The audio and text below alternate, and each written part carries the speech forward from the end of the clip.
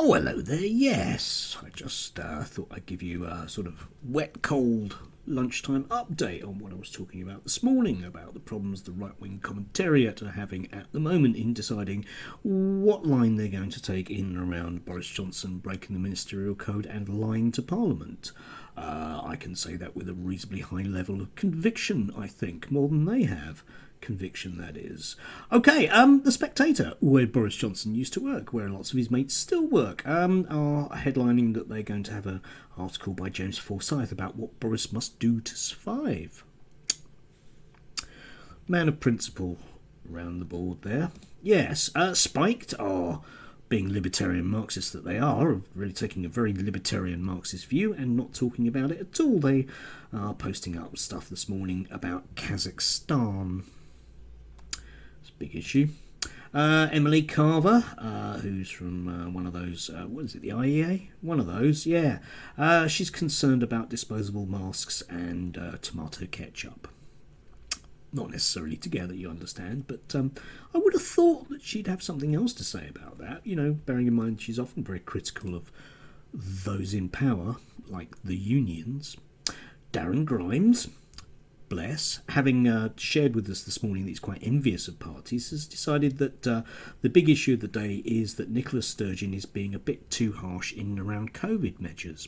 Yes, maybe they should allow more parties, Darren. You'd be happy then, wouldn't you?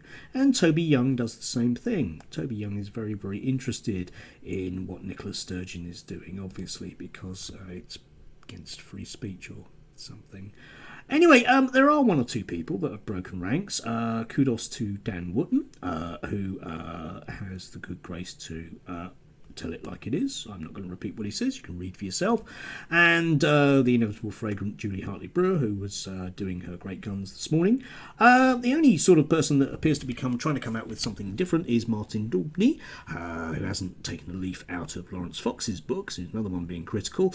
But he's going to be highlighting the fact that the whole COVID policy was driven by unions, in particular the education unions, yes. And as I said this morning, I think this is definitely a way forward. If only we could sort of get the idea that the unions were running a party line, then